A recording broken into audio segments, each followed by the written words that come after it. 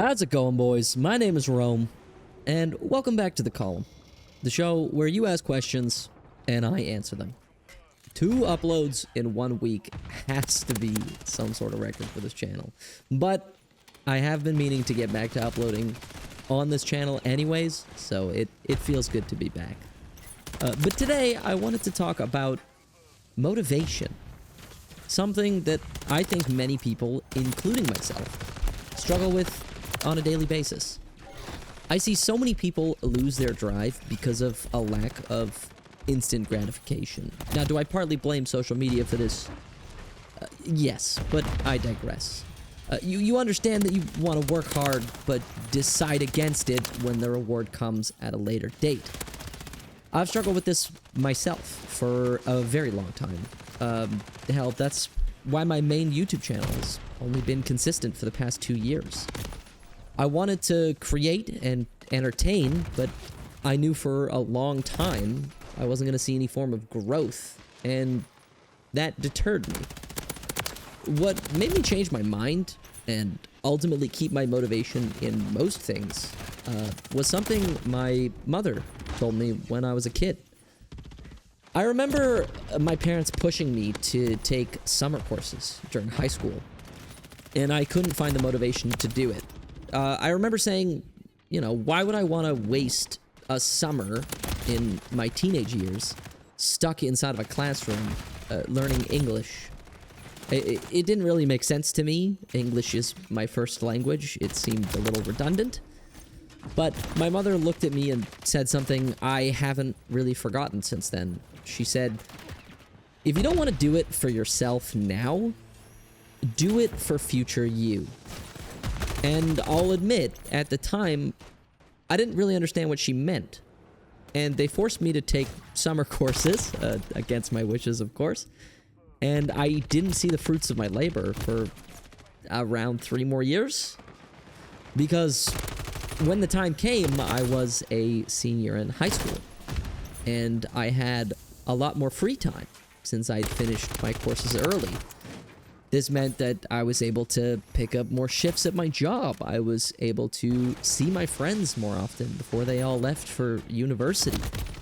And I was able to spend more time enjoying my final year of no responsibilities before I had to venture off into the unknown that is adulthood. And that's really stuck with me to this day. Sure, sometimes even I'll stray from that path and do something maybe stupid or illogical, but I always find myself coming back to this idea of doing things for your future self. Because, yes, most of the time there will be people that want to help you. They want to make sure you're doing your best. But sometimes there won't be. Sometimes you might feel lonely, or feel that no one around you is on your team. And that may be true, it may not be. At the end of the day, the only person for you that is reliable 100% of the time is yourself. So, go ahead. Treat yourself like you're the main character. I mean, don't do it in a way that's destructive of your relationships, but put yourself first. And this isn't to say that you shouldn't help a friend in need or never rely on others. This is to say that most people in this day and age have a problem with putting themselves on the back burner for others. We only have one shot at this life thing, so make sure you're getting the most out of it with what you have. Another extremely good motivator I personally use is the little victories method. If I'm feeling overwhelmed or that I won't be able to do anything today, maybe I'm stuck in one of those vicious, unproductive cycles. I like to start with extremely small tasks. Things like making my bed, doing the dishes, and running non-strenuous errands like getting gas, for instance. Being able to give yourself a small victory at the start of your day makes the rest of the day feel less daunting. It's almost as if, well, I've already gotten one thing done today and I just woke up, so that means that I can get a lot more done. I find these small tasks jumpstart my day and turn a daunting day into a day that I'm excited to tackle. And another philosophy that I try my best to live by is if I'm feeling bad about my day, or generally I'm in a foul mood, whether that be for valid reasons or invalid reasons, I try my best to never listen to sad music. I find that this actually decreases my motivation exponentially.